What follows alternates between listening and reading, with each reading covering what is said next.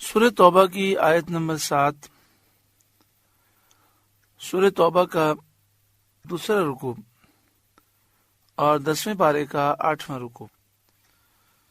کیف یکون للمشرکین عہد عند اللہ وعند رسولہ، مشرکوں کے لیے اللہ اور اس کے رسول کے پاس کوئی عہد کیوں کر ہوگا کہ وہ غداری کر چکے، عہد شکنی کر چکے۔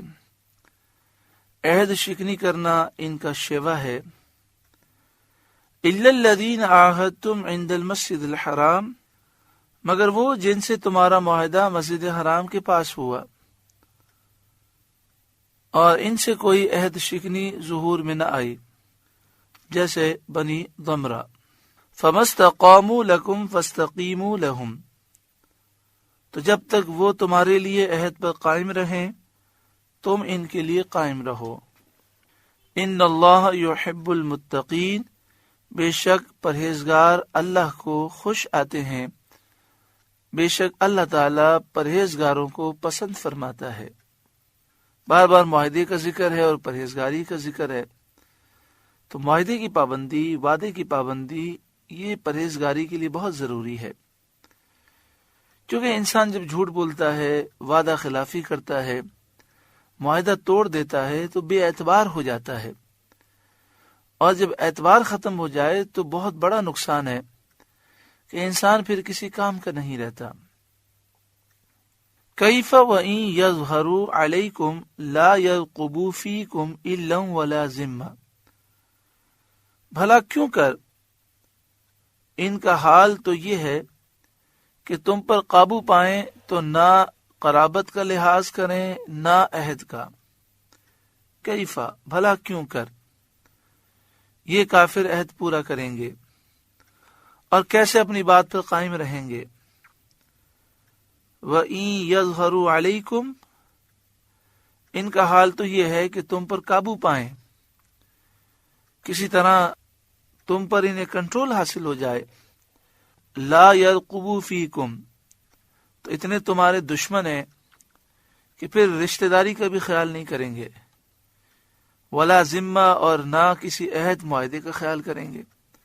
جس طرح انڈیا میں آپ دیکھیں مسلمانوں کو کتنی دفعہ سمجھایا گیا، قرآن مجید فرقان حمید میں جگہ جگہ ہے کہ کافروں کو دوست نہ سمجھو، کافروں سے محبت نہ رکھو، لیکن انڈیا کے بہت سے مسلمان ہندوؤں سے دوستی رکھتے ہیں، محبتیں رکھتے ہیں، اور ہندوؤں کو راضی کرنے کے لیے گناہ کرتے ہیں، اللہ تعالیٰ کی نافرمانیاں کرتے ہیں، لیکن جب فسادات ہوتے ہیں تو وہی ہندو جو ان کا دوست ہوتا ہے ان کے گھر کو آگ لگاتا ہے، سب کے سامنے لگاتا ہے، اور وہ کہتا ہے کہ مذہب کے معاملے میں ہم کسی دوستی کو نہیں دیکھتے۔ پھر انہیں احساس ہوتا ہے، پھر وہ کہتے ہیں ہائے افسوس ہم نے غلطی کی۔ انسان دوستی کرے مسلمانوں سے، کافروں کی خاطر اللہ کی نافرمانی نہ کرے، مسلمانوں کو مضبوط کرے اور ہر وقت اپنی حفاظت کا انتظام کرے تاکہ وہ کافروں کے نرغے میں نہ آئے۔ یردونکم بافواہہم، اپنے منہ سے تمہیں راضی کرتے ہیں، ایمان اور وفائے عہد کے وعدے کر کے، یعنی وعدہ کرتے ہیں کہ ہم ایمان لائیں گے، عہد کو پورا کریں گے۔ وَتَأْبَى قُلُوبُهُمْ، اور ان کے دل میں انکار ہے، یہ نہ ایمان لانے والے ہیں اور نہ ہی وعدے کو پورا کرنے والے ہیں۔ وَأَكْثَرُهُمْ فَاسِقُونَ، اور ان میں اکثر فاسق ہیں، بے حکم ہیں، عہد توڑنے والے ہیں، کفر میں سرکش ہیں، بے مروت ہیں، جھوٹ بولنے سے شرمانے والے نہیں۔ اشتروا بآیات اللہ ثمنا قلیلا، ان لوگوں نے اللہ کی آیتوں کے بدلے تھوڑے دام حاصل کر لیے، مول لیے۔ وہ دنیا کے تھوڑے سے نفع کے پیچھے ایمان اور قرآن چھوڑ بیٹھے، جو عہد رسول کریم صلی اللہ علیہ وسلم سے کیا تھا، وہ کافر سرداروں کے تھوڑے سے لالچ دینے سے توڑ دیا۔ یعنی ہوتا یہ تھا کہ جب کسی قبیلے کا نبی اکرم صلی اللہ علیہ وآلہ وسلم سے معاہدہ ہوتا تو کافر سردار اس کے پاس پہنچ جاتے، قریش کے بڑے بڑے سردار، اور اسے کہتے ہم تمہیں اتنا مال دیں گے، تم یہ معاہدہ توڑ دو، تو یہ ان کی باتوں میں آ کر معاہدہ توڑ دیتے۔ اشتروا بآیات اللہ ثمنا قلیلا، اللہ کی آیتوں کے بدلے تھوڑے دام مول لیے، یعنی دنیا کے تھوڑے سے نفع کے پیچھے ایمان اور قرآن اور جو عہد رسول کریم سے کیا تھا وہ چھوڑ دیا۔ فصدوا عن سبیلی، تو اس کی راہ سے روکا اور لوگوں کو دین الہی میں داخل ہونے سے روکنے والے بن گئے۔ انہم ساء ما کانوا یعملون، بے شک وہ بہت ہی برے کام کرتے ہیں۔ لا یرقبون فی مؤمن الا ولا ذمہ، کسی مسلمان میں نہ قرابت کا لحاظ کریں نہ عہد کا، جب موقع پائیں قتل کر ڈالیں۔ یہ مسلمانوں کے ایسے دشمن ہیں کہ اگر مسلمان ان کا قریبی رشتہ دار بھی ہے، موقع ملے تو وہ رشتہ داری کا لحاظ نہ کریں گے، اور عہد بھی اس وقت قائم رہے گا جب تک انہیں موقع نہ ملے گا، جب موقع ملے گا تو وہ عہد کو بھی توڑ دیں گے۔ تو مسلمانوں کو بھی چاہیے کہ جب مشرکین پر قابو پائیں تو ان سے درگزر نہ کریں۔ وَأُولَئِكَ هُمُ الْمُعْتَدُونَ، اور وہی سرکش ہیں۔ فَإِن تَابُوا، پھر اگر وہ توبہ کریں، یعنی کفر سے توبہ کریں، عہد شکنی سے باز آئیں، ایمان قبول کر لیں، وَأَقَامُوا الصَّلَاةَ، اور نماز قائم رکھیں، وَآتَوُا الزَّكَاةَ، اور زکوٰۃ دیں، فَإِخْوَانُكُمْ فِي الدِّينِ، تو وہ تمہارے دینی بھائی ہیں۔ حضرت عبداللہ بن عباس رضی اللہ تعالی عنہما نے فرمایا کہ اس آیت سے ثابت ہوا کہ مسلمانوں کے خون حرام ہے، اہل قبلہ کے خون حرام ہے۔ جس کا عقیدہ درست ہے، مسلمان ہے، جو کافر نہیں مسلمان ہے، تو ایک مسلمان دوسرے مسلمان کا خون نہیں بہا سکتا، خون کرنا حرام ہے۔ ہاں، اگر مسلمان قاتل ہے تو مقتول کے ورثاء مطالبہ کریں تو جس قاتل نے مقتول کو جان بوجھ کے قتل کیا، اسے قتل کے بدلے میں قتل کر دینا قصاص ہے، اور یہ جائز ہے۔ اسی طرح مسلمان شادی شدہ ہو اور زنا کرے تو پھر اسے حاکم اسلام کے حکم پر پتھر مار مار کے ہلاک کر دیا جائے جب اس کا زنا ثبوت سے ثابت ہو جائے۔ اور مسلمان اگر مرتد ہو جائے تو اسے پہلے مہلت دی جائے گی، سمجھایا جائے گا، اور جب وہ پھر بھی اسلام قبول نہ کرے گا تو اسے قتل کر دیا جائے گا۔ اور اسی طرح جو مسلمان نبی اکرم صلی اللہ علیہ وآلہ وسلم کی گستاخی کرے گا تو پھر اسے مہلت نہ دی جائے گی اور اسے قتل کر دیا جائے گا۔ گستاخ رسول کی سزا ہر صورت میں موت ہے، چاہے مسلمان ہو، چاہے کافر ہو، عورت ہو، چاہے مرد ہو۔ ہاں، اگر کوئی گستاخی کرے پھر توبہ کر لے، ایمان لے آئے، تو دنیا میں تو اسے سزا دی جائے گی، آخرت میں عند اللہ اس کی بخشش ہو جائے گی۔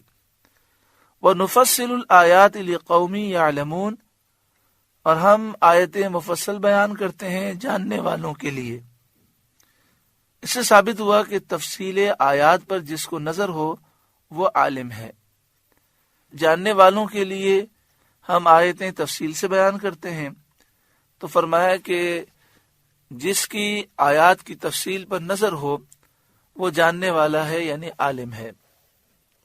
اسی طرح ایک مسئلہ یہ بھی ذہن میں رکھے کہ اگر قاتل جس نے جان بوجھ کے قتل کیا اور مقتول کے ورثاء اسے قتل کرنا چاہتے ہیں اور قصاص میں اسے قتل کیا جا رہا ہے، اور وہ اللہ تعالیٰ کی بارگاہ میں سچی بکی توبہ کر لے، تو مقتول کے ورثاء اگر راضی ہوں تو اسے معاف کیا جا سکتا ہے، لیکن اگر وہ راضی نہ ہو، قصاص لینا چاہیں، تو قصاص میں اسے قتل کر دیا جائے گا اور آخرت میں اس کی بخشش ہو جائے گی، کیونکہ وہ توبہ کر چکا ہے۔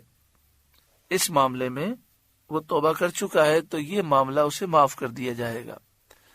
اسی طرح جس شخص نے زنا کیا اور شادی شدہ ہے اور پھر توبہ کر لی اور اس کا یہ جرم ثابت ہو گیا تو توبہ کے باوجود دنیا میں اسے سزا دی جائے گی، پتھر مار مار کے ہلاک کر دیا جائے گا۔ ہاں عند اللہ اس کی بخشش ہو جائے گی، یہ زنا اسے معاف ہو جائے گا کیونکہ یہ اس سزا سے پہلے توبہ کر چکا۔ اسی طرح غیر شادی شدہ شخص نے زنا کیا تو اسے 100 کوڑے مارے جائیں گے، توبہ کر چکا پھر بھی یہ زنا ثابت ہو گیا تو مارے جائیں گے، یہ سزا ہے۔ ہاں عند اللہ اس کی مغفرت ہو جائے گی۔ چور جس نے چوری کی اور پھر اس کی چوری ثابت ہو گئی لیکن اسے توبہ کر لی، پھر بھی اس کا ہاتھ کاٹا جائے گا۔ تو اسی طرح جو گستاخی کرے نبی اکرم صلی اللہ علیہ وآلہ وسلم کی اور اس کی گستاخی ثابت ہو جائے، وہ توبہ بھی کر لے، ایمان بھی لے آئے، پھر بھی اس کی سزا دنیا میں موت ہے۔ ہاں چونکہ وہ توبہ کر چکا ہے تو وہ اب مسلمان ہو چکا ہے اور اللہ تعالیٰ اسے یہ گناہ معاف فرما دے گا۔ وَإِن نَكَثُوا أَيْمَانَهُمْ مِن بَعْدِ عَهْدِهِمْ، اور اگر عہد کر کے اپنی قسمیں توڑیں، وَطَعَنُوا فِي دِينِكُمْ، اور تمہارے دین پر منہ آئیں، فَقَاتِلُوا أَئِمَّةَ الْكُفْرِ، تو کفر کے سرداروں سے لڑو، إِنَّهُمْ لَا أَيْمَانَ لَهُمْ لَعَلَّهُمْ يَنْتَهُونَ، بے شک ان کی قسمیں کچھ نہیں، اس امید پر لڑو کہ شاید وہ باز آئیں۔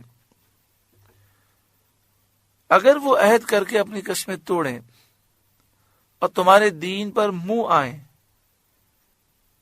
یعنی دین اسلام پر ظاہراً طعنہ کریں، تو ان کا عہد باقی نہیں رہتا اور وہ ذمے سے خارج ہو جاتے ہیں، ان کو قتل کرنا جائز ہے۔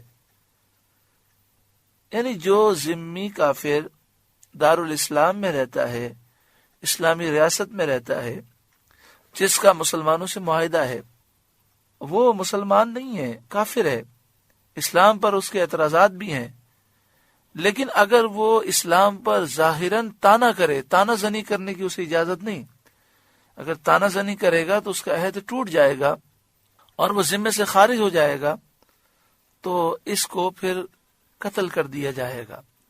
اسی طرح جو ذمی کافر ہے، اگر نبی اکرم صلی اللہ علیہ وآلہ وسلم کی گستاخی کرے تو آپ سوچیں، جب اسلام میں وہ ظاہراً طعنہ زنی کرے تو اس کا عہد ٹوٹ جاتا ہے، تو نبی اکرم صلی اللہ علیہ وآلہ وسلم میں گستاخی کتنا بڑا طعنہ ہے،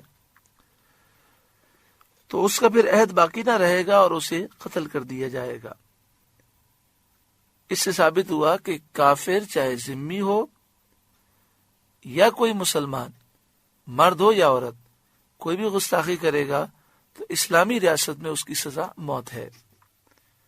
انہم لا ایمان لہم لعلہم ینتہون، بے شک ان کی قسمیں کچھ نہیں، ان کا اب قسموں کا اعتبار ہی نہیں، اس امید پر ان سے لڑو شاید وہ باز آئیں۔ اس آیت سے ثابت ہوا کہ کفار کے ساتھ جنگ کرنے سے مسلمانوں کا مقصد یہ ہونا چاہیے کہ کفر سے یہ باز رہیں اور بد اعمالیوں سے رک جائیں۔ الا تقاتلون قوما نکثوا ایمانہم، کیا اس قوم سے نہ لڑو گے جنہوں نے اپنی قسمیں توڑی، صلح حدیبیہ کا معاہدہ توڑ دیا۔ ان کا معاہدہ تھا کہ جو مسلمان کے حلیف ہیں ان کے خلاف اگر کسی نے جنگ کی تو مسلمان کے حلیف کے خلاف جو لشکر ہے اس کی وہ مدد نہیں کریں گے، لیکن انہوں نے مسلمانوں کے حلیف کے مقابل بنی بکر کی مدد کی۔ تو مسلمانوں کا معاہدہ کافروں سے یہ ہوا تھا کہ نہ کافر مسلمانوں پہ حملہ کریں گے اور نہ اس پر حملہ کریں گے جس قبیلے کا مسلمانوں سے معاہدہ ہے، مسلمانوں کا حلیف ہے، کیونکہ مسلمان جس سے معاہدہ کرتے ہیں پھر اس کی جان اور مال کی حفاظت کرتے ہیں۔ تو ان لوگوں نے معاہدہ توڑ دیا اور مسلمانوں کے حلیف کے مقابل جو قبیلہ بنی بکر آیا تھا اس کی مدد کی۔ الا تقاتلون قوما نکثوا ایمانہم، کیا اس قوم سے نہ لڑو گے جنہوں نے اپنی قسمیں توڑی، وہموا باخراج الرسول، اور رسول کے نکالنے کا ارادہ کیا۔ مکہ مکرمہ سے نکالنے کا ارادہ کیا، دارالندوہ میں انہوں نے مشورہ کیا اور مشورہ کر کے یہ فیصلہ کیا کہ حضور کو مکہ شریف سے نکال دیا جائے، یا آپ کو قید کر دیا جائے، یا آپ کو شہید کر دیا جائے۔ پھر انہوں نے نبی اکرم صلی اللہ علیہ وآلہ وسلم کو شہید کرنے کا منصوبہ بنایا۔ تو ایسے حالات پیدا کیے کہ نبی اکرم صلی اللہ علیہ وآلہ وسلم مکہ شریف سے مدینہ شریف تشریف لائے۔ وَهُمْ بَدَؤُوكُمْ أَوَّلَ مَرَّةٍ، حالانکہ انہی کی طرف سے پہل ہوئی ہے۔ أَتَخْشَوْنَهُمْ، کیا تم ان سے ڈرتے ہو؟ فَاللَّهُ أَحَقُّ أَن تَخْشَوْهُ إِن كُنتُم مُؤْمِنِينَ، تو اللہ زیادہ اس کا مستحق ہے کہ اس سے ڈرو اگر ایمان رکھتے ہو تو اللہ ہی سے ڈرو، ایمان رکھتے ہو تو کافروں سے نہ ڈرو۔ قاتلوہم یعذبہم اللہ بأیدیکم، تو ان سے لڑو، اللہ تمہارے ہاتھوں انہیں عذاب دے گا۔ جب تم ان سے لڑو گے تو اللہ کا عذاب آئے گا اور تم ذریعہ بن جاؤ گے، اللہ تم میں وہ قوت دے گا کہ تمہارے ہاتھوں اللہ کا عذاب کافروں پر نازل ہوگا۔ وَيُخْزِهِمْ، اور انہیں رسوا کرے گا قتل کر کے اور قید کر کے۔ وَيَنْصُرْكُمْ عَلَيْهِمْ، اور تمہیں ان پر مدد دے گا، ان پر غلبہ عطا فرما کر۔ وَيَشْفِ صُدُورَ قَوْمٍ مُؤْمِنِينَ، اور ایمان والوں کا جی ٹھنڈا کرے گا۔ جب کافر دشمنان اسلام ہلاک ہوں گے تو مومن اس ہلاکت پر خوشی محسوس کریں گے اور ان کا سینہ ٹھنڈا ہو جائے گا۔ معلوم ہوا کہ کافر، مشرک، ظالم، بدعقیدہ، بد مذہب، گمراہ کے مرنے پر مسلمانوں کے سینے ٹھنڈے ہوتے ہیں۔ وَيُذْهِبْ غَيْظَ قُلُوبِهِمْ، اور ان کے دلوں کی گٹھن دور فرمائے گا۔ یہ تمام وعدے پورے ہوئے، نبی صلی اللہ علیہ وآلہ وسلم کی خبریں صادق ہوئیں اور نبوت کا ثبوت واضح تر ہو گیا۔ وَيُذْهِبْ غَيْظَ قُلُوبِهِمْ، اور ان کے دلوں کی گٹھن دور فرمائے گا۔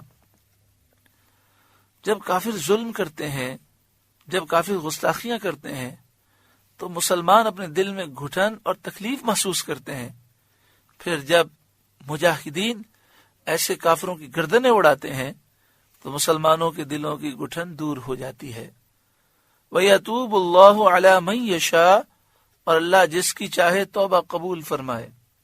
اس میں اشارہ ہے کہ اہل مکہ میں سے بعض کافر کفر سے باز آ کر تائب ہوں گے۔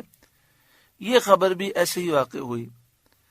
حضرت ابو سفیان، ابو جہل کے بیٹے حضرت اکرمہ اور حضرت سہیل بن عمرو ایمان سے مشرف ہوئے۔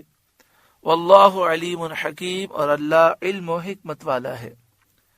ام حسبتم ان تترکوا ولما يعلم اللہ الذین جاہدوا منکم، کیا اس گمان میں ہو کہ یوں ہی چھوڑ دیے جاؤ گے اور ابھی اللہ نے پہچان نہ کرائی ان کی جو تم میں سے جہاد کریں گے۔